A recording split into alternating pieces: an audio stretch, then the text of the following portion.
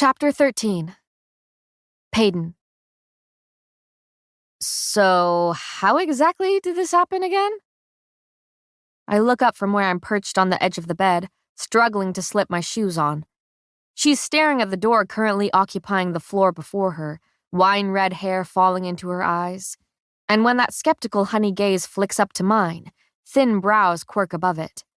I scrambled to come up with a convincing string of words. An emergency, of sorts. I see, she muses, placing a hand on the belt of tools around her waist. Well, the door should be back on its hinges before you get back from dinner. I smile, relieved. Thank you, Andy. Ellie scurries about the room behind me, gathering the scattered clothing that litters the floor. It had taken us an unbearably long time to pick something out for my dinner with the king. In truth, the outrageous amount of nerves fluttering in my stomach had me stalling in the form of sudden pickiness over my appearance. I stand at the thought, smoothing out the green fabric clinging to me. The dress is flowy and laced up the back in a way that makes it rather difficult to suck in a full breath. Attempting to avoid that concerning thought, I make my way over to where Andy now crouches beside the doorframe. I watch her fiddle with the loose hinges, twisting various tools around the bolts. She lets me observe, fully knowing I should be halfway to the throne room by now to dine with her cousin. Instead, I ask, "Do you enjoy doing this? Being a handy around the castle?" She tucks a strand of wine-colored hair behind an ear. I can't imagine doing anything else. It's rewarding, in a way. She flashes a smile over her shoulder. Fixing something that was broken. I hum quietly, the sound unsure. The silver ring hugging her nose glints as she turns to give me a questioning look. What? Does that surprise you? No, I shrug. It's just, you have so much power.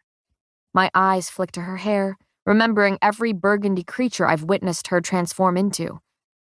And yet, you're content with being a lowly handy?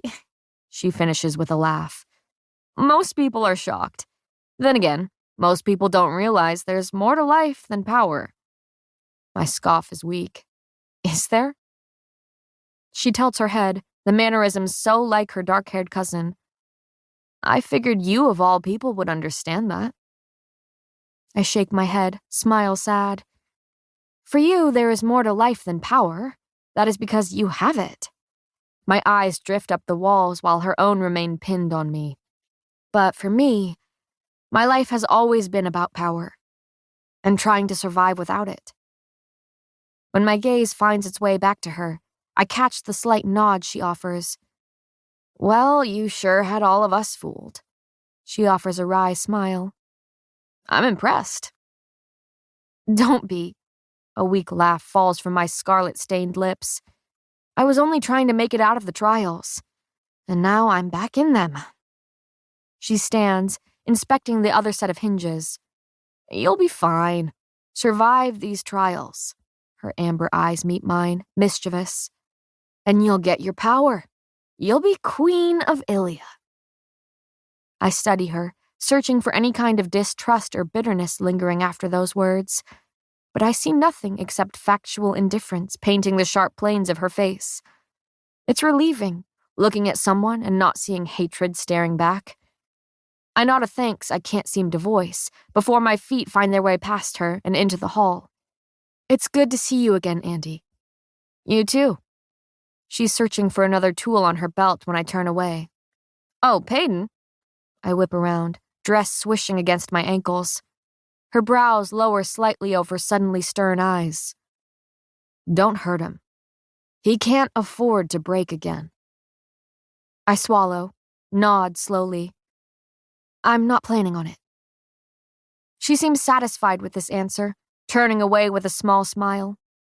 I do the same and head down the hallway, my chest tight beneath the confines of this dress. I smooth a hand down the wavy hair curling around my ear, steps quick across the plush carpet. A familiar head of red hair rounds the corner before easily stepping in time beside me. I barely glance at the masked Imperial. Aren't you supposed to be guarding a certain murderer? Yeah, he scoffs. So you can't murder her. My eyes find his. Well, she's alone right now. But you're not. I turn down another long hall. What are you doing here anyway? He presses a palm to his chest, putting on a show of offense. Am I not allowed to visit you, princess? I missed you dearly. I give him a look that forces the truth from his mouth. All right, so I had to take a piss. Doesn't mean I wouldn't have come and found you.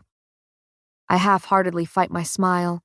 Well, I'm on my way to dine with the king, so no need to worry about any murders from me tonight. How reassuring, he says dryly. And don't you mean dinner with your betrothed? Right, I mumble. I forget what a happy couple we are. Play nice, princess, he warns, leading me towards the towering doors of the throne room. You're not his queen yet. I smooth the skirt of my dress with hands that refuse to still. And I may never be.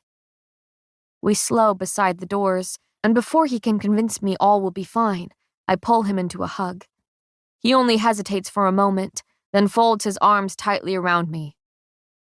I'll see you after the trial, I whisper, if only to convince myself of that fact. After several long seconds, I step out of his embrace, and at my nod to the awaiting guards, the doors swing open. The throne room stretches out before me, outlined with the same white pillars I've been paraded between more than once. I lift my chin, walking alone towards the large table at the center of the room. For once, I am here of my own free will, and there is power in choice. The king takes a seat at the end of the sprawling table, blonde hair tousled and green eyes smudged with fatigue. He offers a small smile as I approach. Good evening, Payton. Good evening, I return, eyes drifting to the spread of parchment he shuffles into a pile beside his plate. Am I pulling you away from your work? No, it's nothing pressing, he answers dismissively. I watch him hand the stack of paper to a nearby servant who scurries away. I came from a meeting with the scholars. Scholars? I stop before the yawning table. I'm sure they're aching to advise you on how this kingdom should be run. They certainly are, the king scoffs. I can't help but take a moment to admire his resilience in the face of those who mock it. Kit has changed since I tore his life at the seams. Now, selfishly, I'm hoping he will allow me back into this carefully mended one. My gaze falls to the food laid before us. The plate awaiting me sits at the opposite end of the table, shoving several feet of distance between us. I must have let the confusion spill into my expression because Kit sighs. This is how royal meals are typically conducted. Nothing about his tone implies he wishes things to be any different, and that realization has my chest tightening. I don't want our lives to be distant conversations and avoidant glances. If we are meant to rebuild the kingdom a tyrant king destroyed, I want us to do so together, not begrudgingly. This is ridiculous, I say simply before picking up my chair and carrying it over to him. His expression shifts slightly, enough to portray a shade of unsurety. I made us this way. I marred the relationship he meticulously cultivated. So it is I who will meekly extend an olive branch, raise a white flag between us. When I've reached the space beside him, I let the wooden legs of my chair hit the marble floor with an echoing thump. Kit raises a brow. What are you doing? That, I gesture to the opposite end of the table, was how things used to be done. But we are changing things, yes? We are. Impressively, Kit changes the subject with a gesture towards the pile of food before us. Please, help me eat some of this. I blow out a breath. He is not going to make this easy for me. When the king reaches for a spoon partially buried within the bowl of green beans, a servant scurries from the wall to assist me. I hadn't even noticed the several pairs of eyes lining the room until he politely waves her off. Having left my plate and utensils on the other side of this absurdly long table, I stand to retrieve them before a servant beats me to it. She resets my spot without a word, offering a slight nod in response to my gratitude. Thank you, Mandy, Kit murmurs. We will serve ourselves for the rest of the evening. The sound of her name rolling so easily from his tongue has my chest tightening. I'd forgotten how well he knew the staff, how much he cared for every servant within the castle. Sitting beside him, I can almost see the friend I once knew, the one I betrayed. I attempt a casual lightness that is now foreign to my voice. This looks delicious. It seems I'm incapable of carrying on a conversation with substance. Kit scoops a generous portion of mashed potatoes onto his plate. Gale knows this is my favorite food and has been making it for weeks. He takes a bite that is quickly followed by a pleased nod of his head. But I'm definitely not complaining. I pick at my own food, even while my eyes are stubbornly set on him. She must have been so worried about you, I say quietly. I heard you were not doing well. When he meets my gaze, I hurry to add, which is completely understandable and most definitely my fault, but his laugh cuts through my words. He's laughing. It's not quite a positive sound, but rather one that is made at another's expense. This is nothing like the laugh I witnessed between him and Kai. The sound quiets with a slight cough. Take a breath, Peyton. I've put it behind me. I still my fidgeting hands. But you don't forgive me. Silence swells between us. His fork clatters against porcelain. I straighten at the sound, watching the king brace elbows atop the table that have him leaning closer. I want this to work, he finally murmurs, gaze pinned on the sparkling diamond. This needs to work. For Ilya. For everyone. But that doesn't mean we need to be anything more to one another than what we are now. My resolve hardens in the face of his disregard for this stagnant relationship. No, I won't accept that. His brow quirks as I continue with a defiant, I want to fix this. Us. We used to be close. And I know it's my fault we no longer are, but if we're to spend the rest of our lives together, we might as well try to enjoy it. Kit sits back in his chair, stretching the embarrassing silence further with a long swig from his glass. Finally, he deigns to mutter a chilling string of words. You already have Kai. Why bother furthering our relationship? My heart thuds against a constricted chest. Silently cursing this damn dress, I manage a breathy, Kai is not who I'm marrying. But he wishes you were. I open my mouth, close it, try again. Is that what this is about? Whatever closeness you believe me to have with Kai? I know him, Peyton. Kit's words are clipped. Better than I've ever known anyone. Don't think I haven't noticed his smothered feelings for you, even after everything. There is a bitterness in his voice that makes me pause. It's the type that typically accompanies jealousy and quiet longing. The king's gaze travels over me, and my throat goes dry. Thoughts swirl around my head, each one more absurd than the last. Kit couldn't still have feelings for me, not after what I've done. But his words, his piercing look that strips me bare, say differently. Is that why you pushed me away? I breathe. For Kai? He almost laughs again. Something like that. You don't want to hurt him by being with me. With a shake of my head, I scramble to gather the pieces of this dangerous game Kai and I pretend to play. But there's no need to worry, Kit. Whatever was between the enforcer and me ended when he dragged me back here, on your orders. The king takes a breath at that, perhaps relieved by the reminder of an obeyed command. Yes, I can't say I wasn't a little surprised when he brought you back to me. His green gaze grows pointed. He was yours, entirely. I swallow. Not anymore. Pretend. Pretend that the enforcer hadn't tried to free me before our trek to the castle. Pretend our time together didn't bring us impossibly closer. Pretend he isn't the fate I foolishly hoped to earn. Kit smiles, more freely than he has since my arrival. Time will tell. I want to earn your forgiveness, your trust. My hand finds his, surprising the both of us. I hadn't planned the movement, but here I was, fingers splayed across his skin. Let me try to do that. His eyes are still on our linked hands when he nods. I suppose it's only fair I give you the chance. Thank you, I sigh out. With a small smile, he returns his gaze to the plate of cooling food in front of me. Now eat, please. You need all the energy you can get before your trial tomorrow. Relieved to be speaking less formally, I groan while shoveling a forkful of mashed potatoes into my mouth. Don't remind me. Everything will be fine. He takes a bite of ham. Ilya will be wowed. I snort. Only if I die. Perhaps they will even clap. Even if you did, no one would be there to clap for it. The fork hovers in front of my mouth. What do you mean? Just like the purging trials, these ones won't take place in the bowl, he offers graciously. Well, not all of them, at least. Really? My stomach twists into knots. Will there be sights dragging at my heels? He lifts a glass of wine to his lips. Maybe. Maybe not.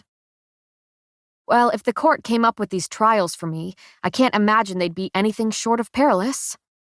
Those green eyes roam over my face, and when I finally meet them, it's a contradicting mixture of emotions I see within. The 2 landmarks you haven't yet had a trial at, he finally says. That is where you will be.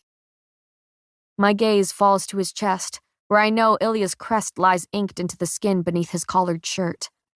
The sideways diamond represents the 4 landmarks surrounding us, 2 of which I have already survived in the purging trials. That leaves the scorches and the shallows. He nods slowly. The desert and the sea. Great, I say cheerily.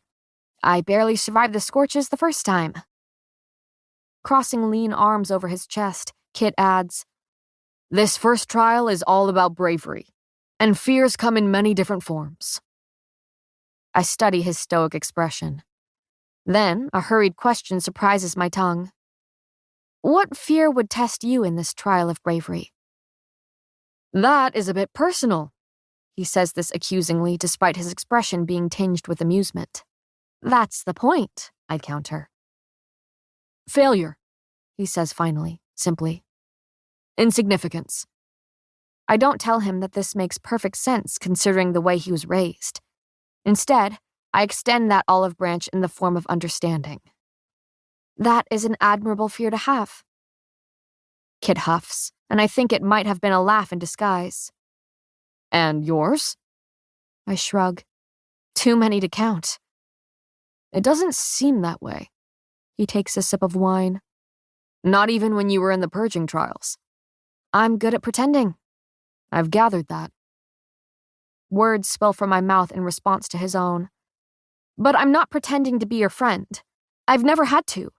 Not even when I needed to find that tunnel.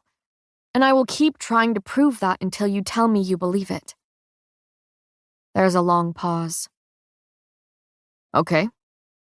Okay, I repeat sternly. He cracks a smile. I smile back. I feel young, hopeful, anew. In this moment, I see the future we could have.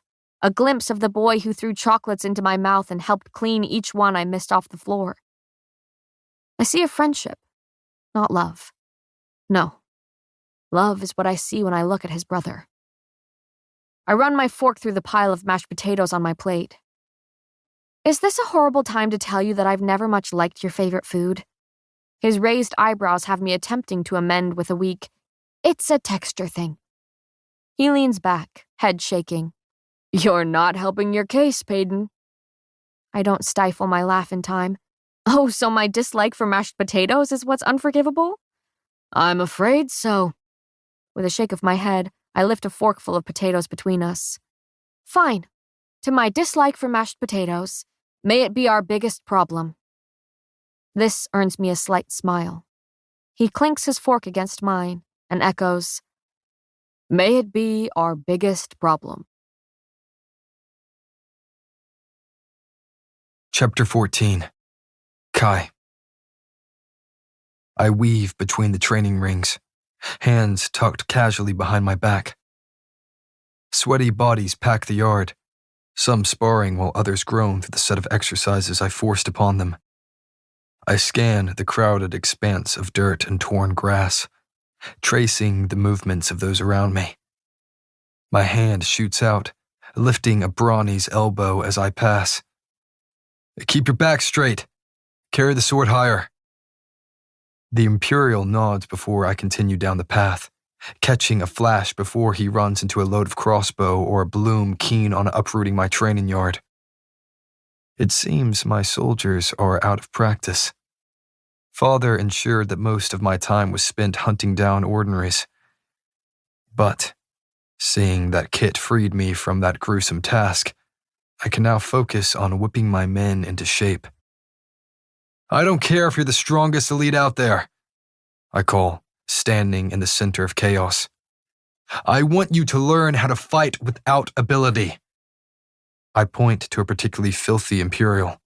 "Widen your stance. And you." I step into a ring, pulling a shell's forearm higher. "Guard your face, always. You're not made of stone right now." I've spent the entire day shouting variations of the same thing.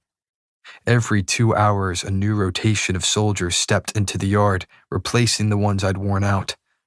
Ordinaries are sprinkled among the elites and instantly recognized by the group. They are timid, unsure of every movement, as if terrified to make a wrong one. I've learned over the past several hours that it is best to separate those ordinaries from the taunting elites, at least until I'm confident they can swing a sword correctly. Darkness has bled across the sky before I finally stride back into the castle. I'm tired and hungry, but most of all, I'm thinking of her.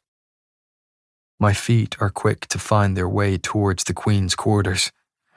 It feels wrong, and yet so entirely fitting that she is occupying them. The halls are quiet, the shadows are thick, and her door is fixed.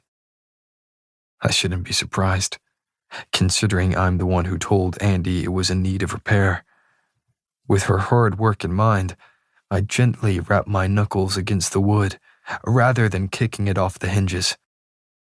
Her footsteps grow closer on the other side of the door. I've gotten rather good at memorizing every sound she makes. Every laugh from her throat, every shuffle of her feet, every sigh against my mouth. The door swings open, and there she is. A large shirt hangs off her tan shoulder, the hem of it nearly covering the silk shorts exposing the length of her legs. Her short hair is damp, skin sweet with the remnants of bathing oils. I breathe her in as my eyes roam over the familiar figure before me. She peeks her head out the door, expression suddenly anxious. "You shouldn't be here," she hisses into the silence.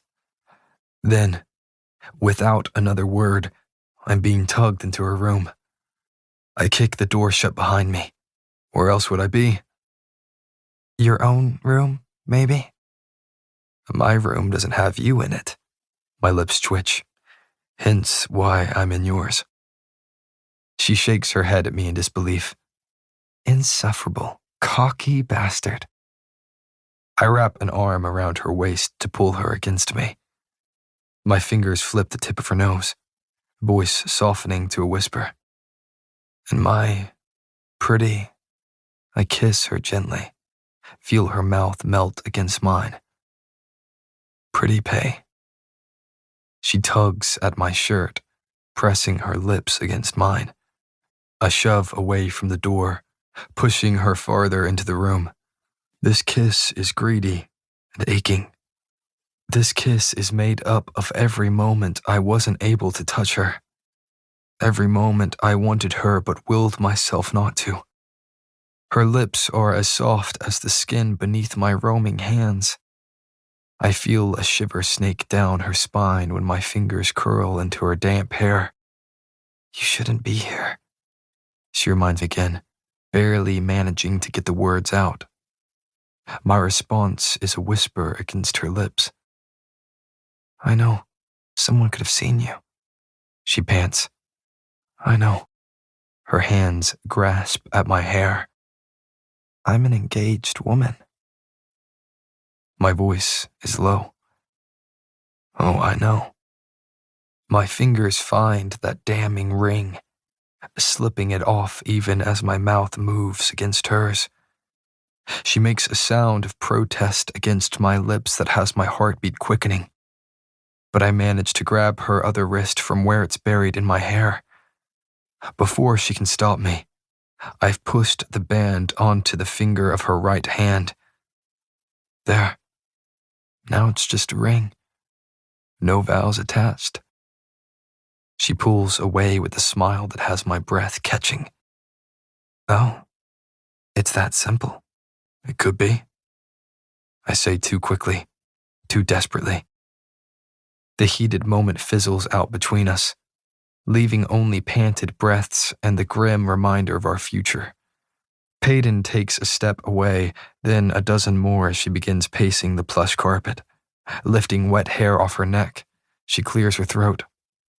Kit is suspicious of our relationship. I think that is why he pushes me away. I force myself to scoff, knowing that the alternative is far more dangerous. Because he still cares for you. We just need to be careful, Peyton says calmly. I don't want to make things more difficult than they already are. I turn away. I'm suddenly very interested in the molding that decorates her door. So, I take it you spoke to Kit. We had dinner together. She waits for a reaction I don't give her. We're going to start doing that regularly. Of course. I bite out. Kings and queens dine together. After all.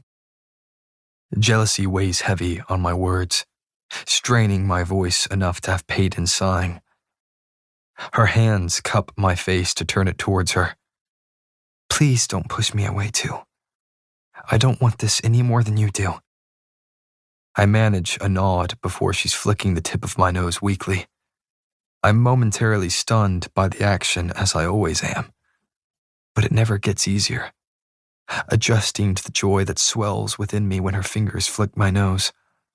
To feel her endearment so physically is a privilege I don't deserve. Don't do that. I breathe. Do what? I duck my head. Ruin me. I thought that is what you wanted. She reminds me slyly. Not like this. I tuck a damp strand of hair behind her ear.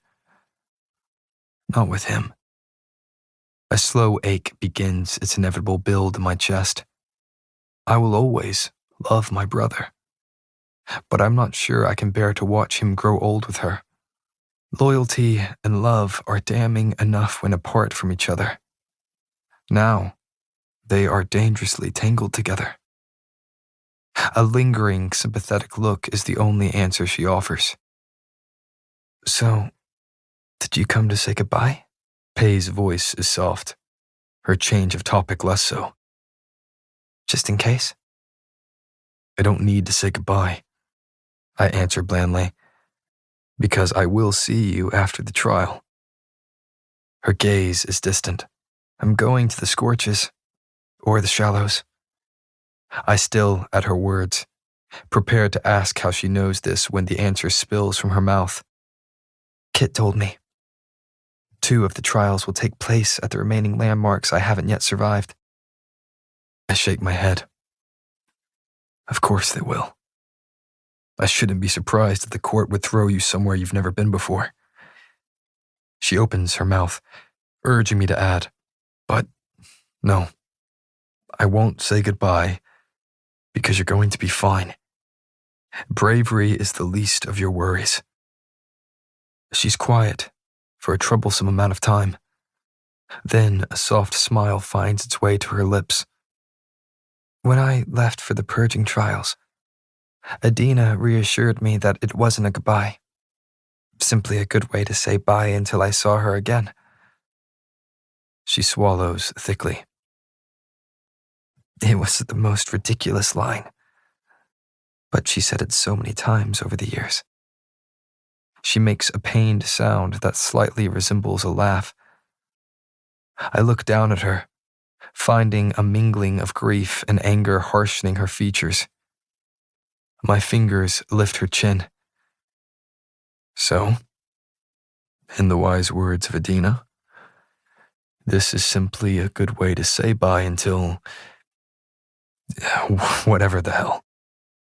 She was laughing before I'd even begun trailing off, but this time it's the kind of sound that has my breath catching, eyes unblinking, so I don't miss a single second of it.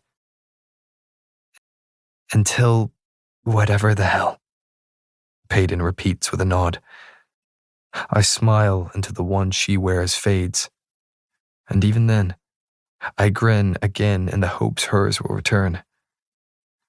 After a moment too long, I finally admit why it is I'm here in the first place. I have something for you.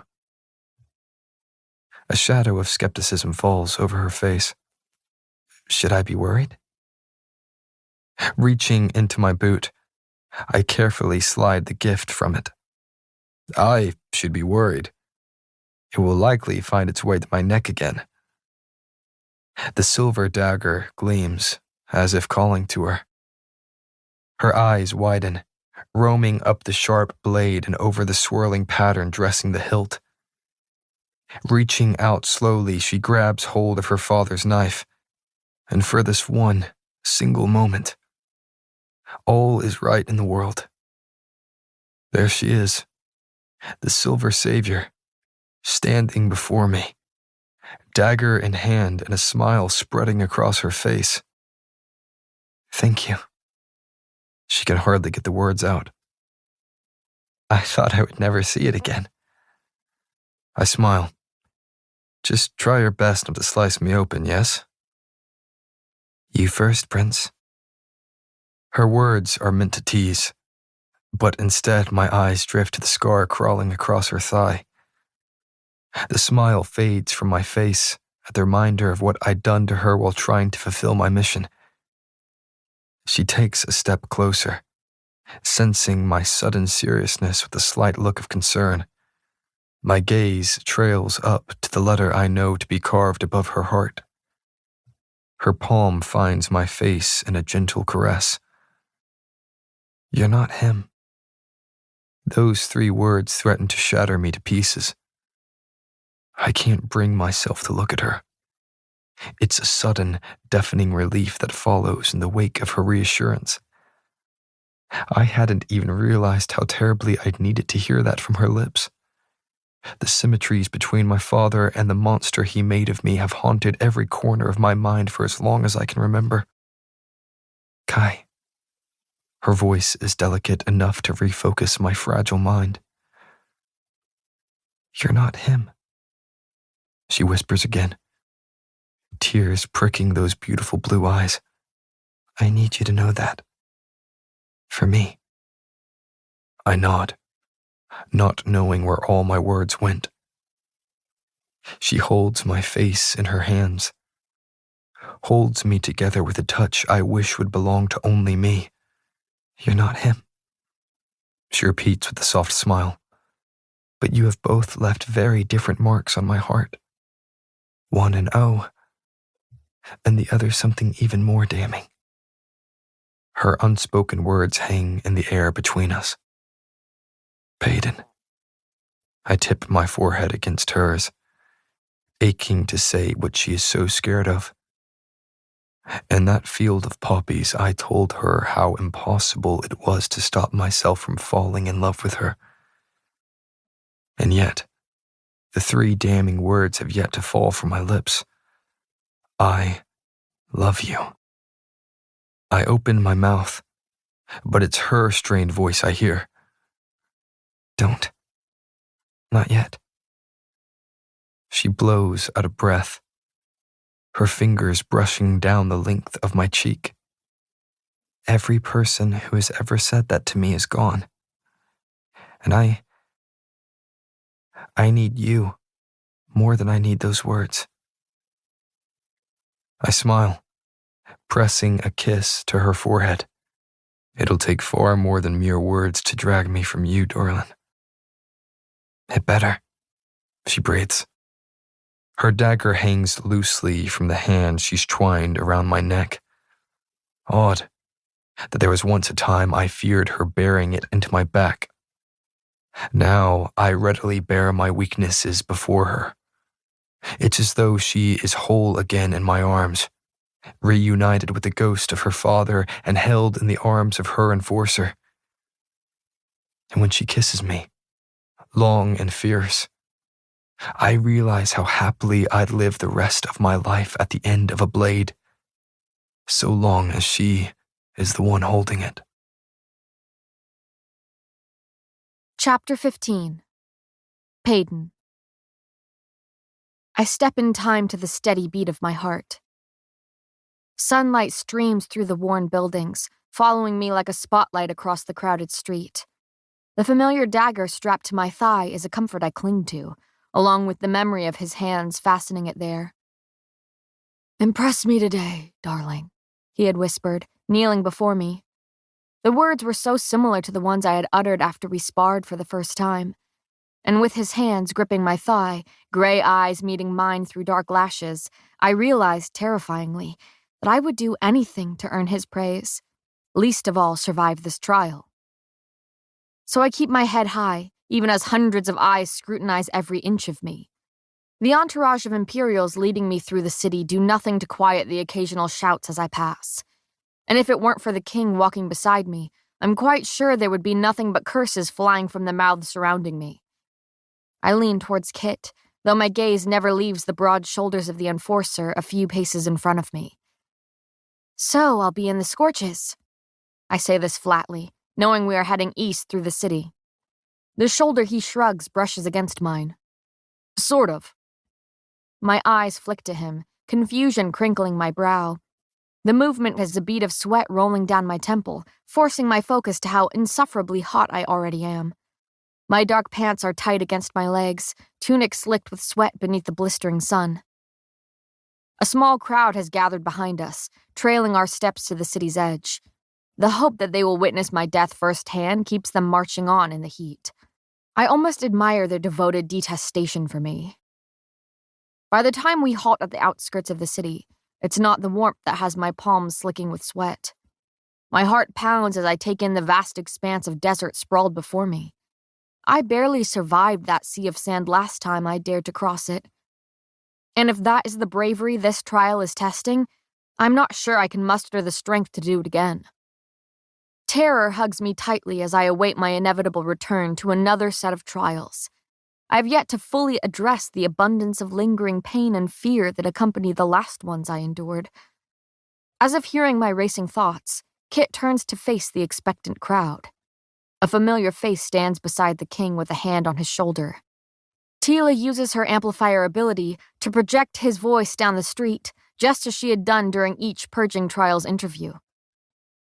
"Today, Payden Grey will be tested for her bravery, the first of the 3 Bs my father ruled this kingdom by. Once the trials are completed, you, the people of Ilia, will accept her as your queen." I've never felt so many gazes sweep over me. Their silent scrutiny has my skin crawling, but I force myself not to turn away. "As you all know," Kit continues, "the first queen of Ilia was laid to rest in the Sanctuary of Souls when the barren land was intended as a burial ground for royals. Today, Payden's trial will consist of retrieving her crown from the crypt she is buried in." Breath catches in my dry throat. When Kai's eyes find mine for a brief moment, I know he is thinking of the time we spent together on that dangerous road. He had told me how the first queen was buried there before the bandits claimed the land as their own. Now she lies all alone, her only company those who hope to steal from her grave. "Bandits have wished to find her crown for decades," Kit adds, "but even they have been scared away from the crypt for reasons that are unknown." His eyes slowly find mine, brimming with encouragement despite his next words. "This is truly a test of bravery. Firstly, she will cut through the scorches before finding the crypt within the Sanctuary of Souls. To retrieve the crown, Peyton will be met with all manner of danger. Worst of all, her mind will likely conjure up fears all on its own. I take a deep breath, trying to pretend as though that wasn't absurdly ominous. And to conclude his comforting speech, Kit adds, "If the crown is presented to the court before midnight, Peyton Gray will pass this first trial. If she does not, however," he scans the crowd, expression unreadable, "she is not fit to be your queen." I barely spare a glance at the nodding crowd before turning towards the awaiting scorches. His words have an icy anger spreading through me, cooling my sticky skin. This trial proves nothing of my ability to rule a kingdom, and he knows it. But to be an ordinary is to prove myself in ways that even elites cannot. It's not the trials themselves I fear. It's what they will take from me. And what will I be forced to survive this time? The breaking of my will? The flickering of that light within me? My heart pounds in muffled ears. If I return from these trials, it will be as less of myself.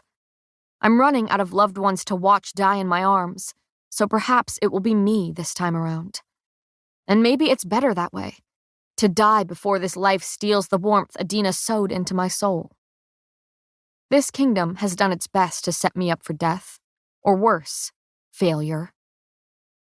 So when Kit offers a slight nod of his head and Kai a familiar twitch of his lips, I set off into the desert. My boots shift in the sand, reminding me of the torturous days spent trekking through it. Voices grow more distant with each step, but every gaze on my back is just as tangible as the sun beating down on it. I've only just begun my diagonal path through the scorches, and yet my body feels heavy. It betrays me with each step, as though my very legs ache to carry me away from this place. Perhaps the fear began the moment I stepped onto this sand. But it was not bravery that brought me back out here. It was necessity. Hope. Sweat slicks my neck, trickling down my back.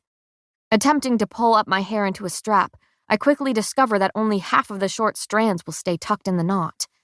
With a frustrated huff, I squint in the blinding sun and fix my attention on the cluster of rocks far ahead. I have to fight the absurd urge to smile at the memory of running past those stones and into the field of poppies beyond, Kai nipping at my heels. He was my enemy then, and yet we had never been closer.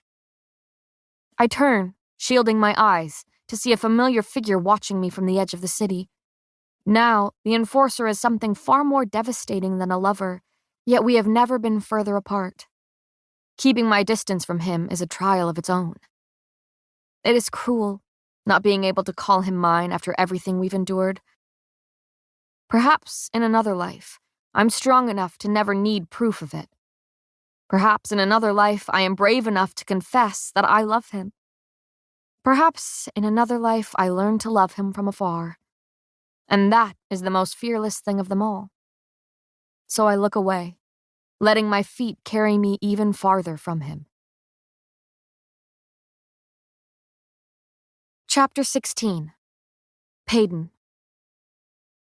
My throat is dry, tasting of déjà vu. With every shuffling step I take, history repeats itself. Yet again, here I am, sand slipping into my boots and sun stinging my skin. At least this time, the end is in sight. I trudge towards the rocky path, desperately wishing this trial took place in the welcoming field of poppies beside it. The sun has tiptoed across the sky, sneaking up on the horizon. Not only have I been tasked with finding the first queen's coveted crown, but I'm also racing against time itself.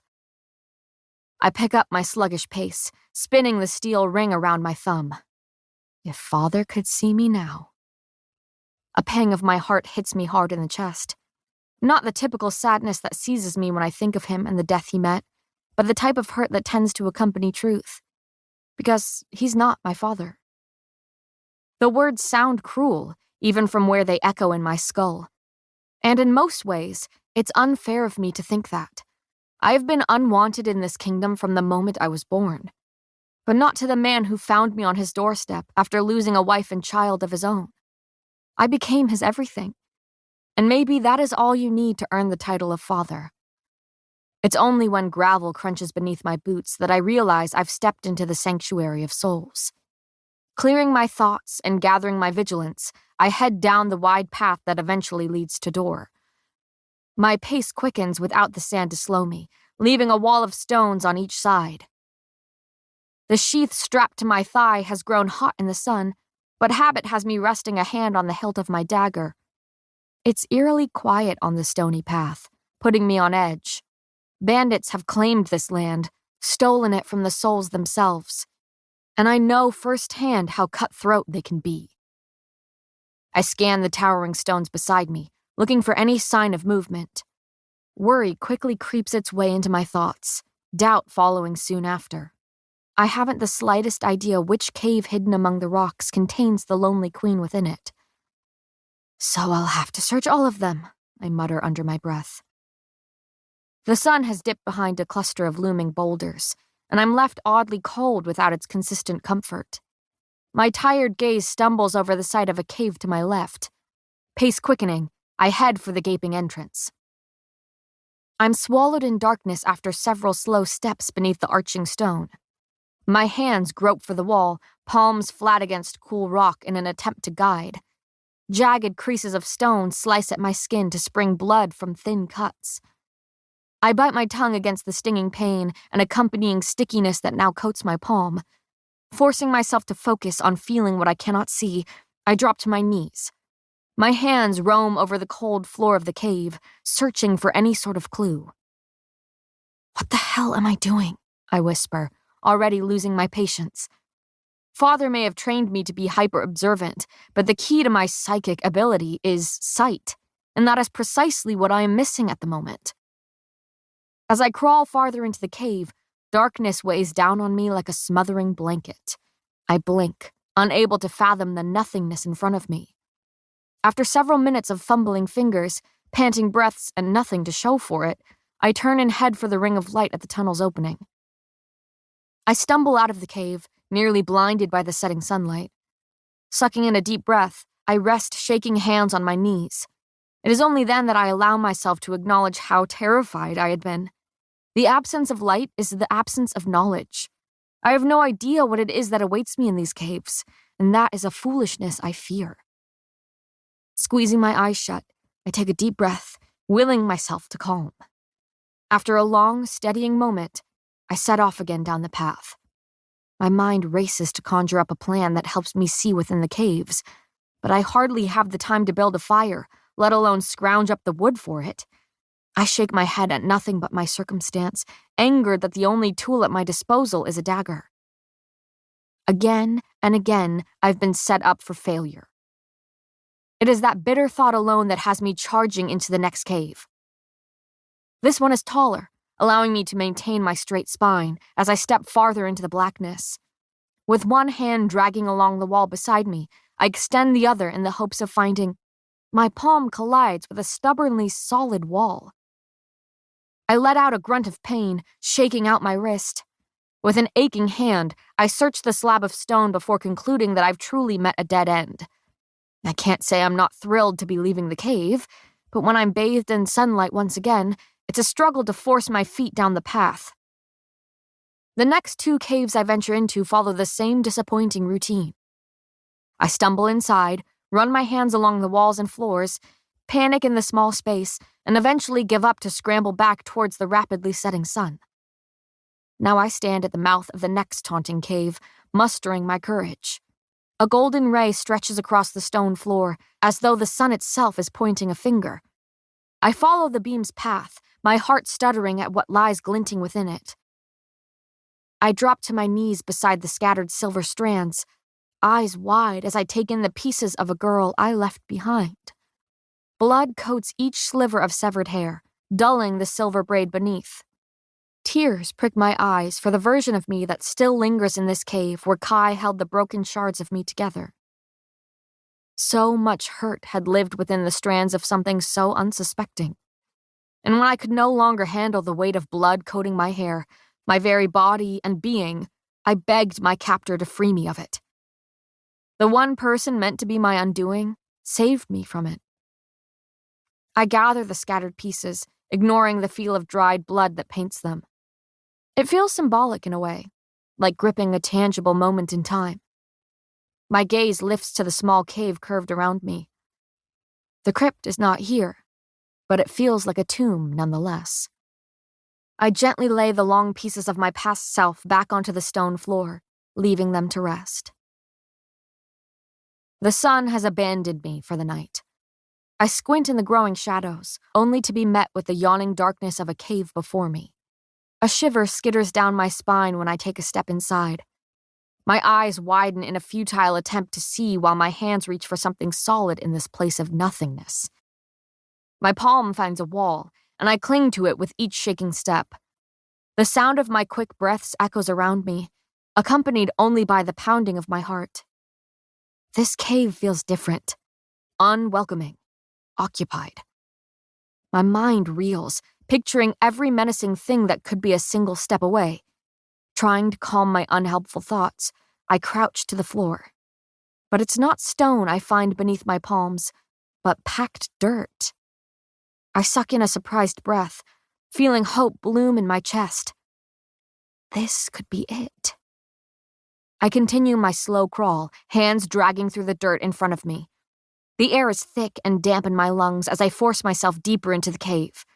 Reaching to my right, I find the wall now far closer than it had been when I entered. Panic swells in my chest as I turn to my left, nearly cracking my skull against the rock. It's as though the stone is shrinking in on me. My breaths grow shallow in the narrow place. All I can feel is the grimy dirt clinging to my hands and knees, see nothing but a thick blackness blanketing my eyes. I hear nothing but my thundering heart and... A soft squeak echoes above me.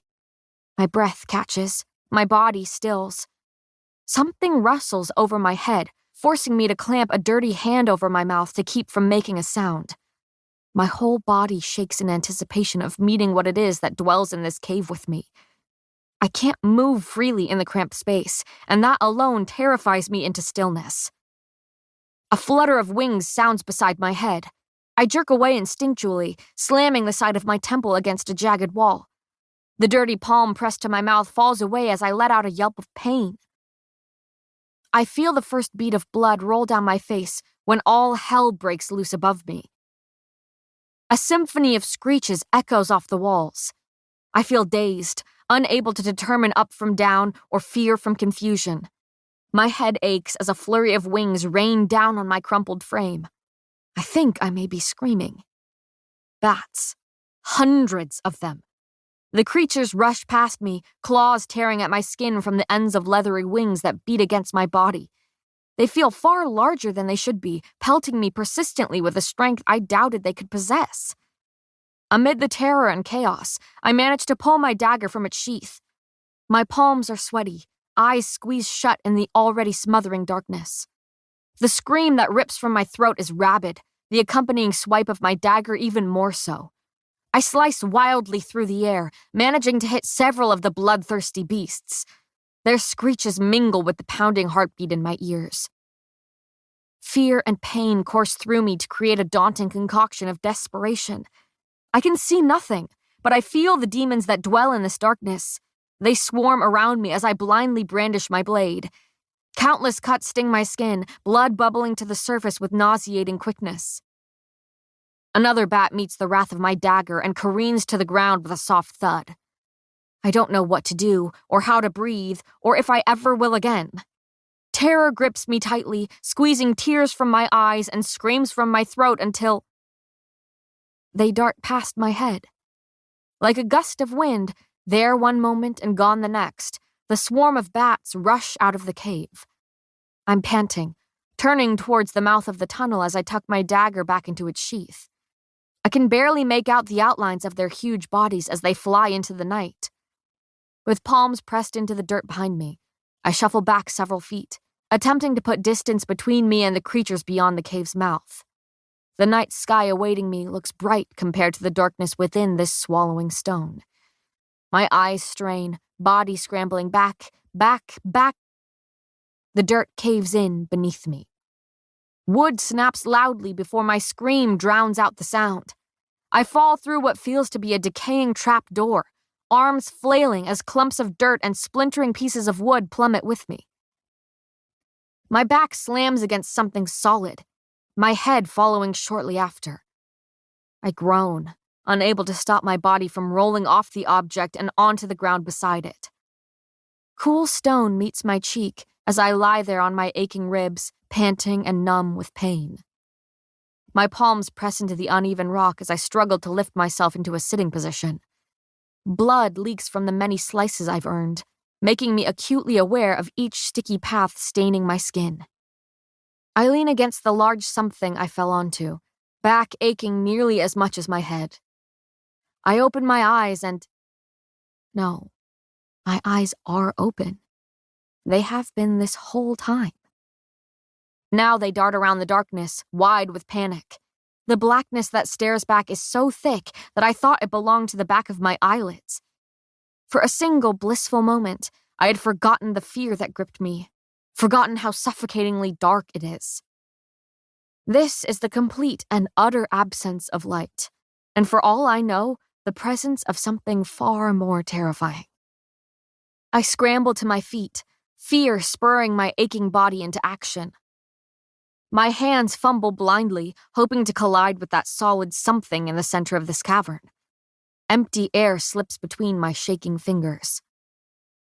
I'm panting now, claustrophobic in this space I cannot see. I don't remember falling far, but with my head throbbing this persistently, I'm not sure what to think. With a trembling step, I manage to stumble into that large expanse of what I now realize to be smooth wood. My hands flatten atop it to steady myself, but slow recognition has them running down the long length of it. Head spinning and palms sweating, I feel each intricate groove of wood outlining the rectangular box. My heart stutters in my chest, breath catching in my throat. It's a coffin. It's her coffin. The first queen, Marina of Dor, lies beside me. I've found the crypt, fallen into it really, and I'm very much not alone.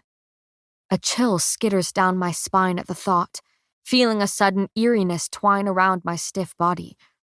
The shadows seem to slither around me, like a snake assessing its prey before choking the life from it. I now understand why the bandits never dared look for her. They are smart enough not to disturb the dead, because death protects his own. My hands wander over the coffin, searching for some sort of opening. The lid is latched tightly enough to withstand my shoves against it. Fumbling for my dagger, I manage to wedge the blade beneath its stubborn lid. Blood trickles from my temple and nearly every patch of exposed skin. My head aches so fiercely that I'm sure my vision would be swimming if given the opportunity to see a damn thing. Mustering what is left of my strength, I push down on the hilt of my dagger until a loud crack echoes through the crypt. I've just broken into the queen's coffin. I stand there for a long moment, gripped with terror and the anticipation of something even worse. But it is only my own quivering breaths that fill the space as I curl trembling hands around the lid and throw the creaking wood open. I shut my eyes, as if to convince myself that this stifling darkness is my choice, as if I have control over this petrifying situation. Splayed, shaking fingers reach for what lies before me. I know what I'll find within the cushioned box, so when my skin brushes against the cold length of a bone, it's not shock that has me gasping. It's regret. This was a human. This was a woman who lived and loved and was left to rot. The dead deserve more than respect from the living. They deserve peace, and I've disturbed her rest to steal what rightfully belongs to her. Something eerily vast fills the space behind me, chilling enough to pebble bare flesh. I've never felt death so tangibly, and yet I recognize his presence all the same. The cold breath on my neck can only belong to the death I have nearly met so many times before. Terror sinks its teeth into my very soul. I need to get out of here, but not without that crown. Panicking, I run my hands up what is left of the once beautiful queen. Decaying bones flake beneath my swift fingers and crumble against my touch. I choke on my next breath, forcing my hands to climb higher still. Pelvis, spine, ribs. It's been decades since the body was placed in this crypt, and now there is nothing left of her. The very essence of what she once was crumbles in my hands, fragile in death. My fingers meet her skull, fractured and caved in with the weight of time. I bite my tongue and continue up, up, up. Something cold meets the tips of my fingers. I can just make out the raised jewels and jagged points beneath the caking of dirt. A smile pulls at my cracked lips. I may not be able to see what it is I've found, but I know this symbol of power by feel alone. With a steadying breath, I pull that coveted crown from the queen's body.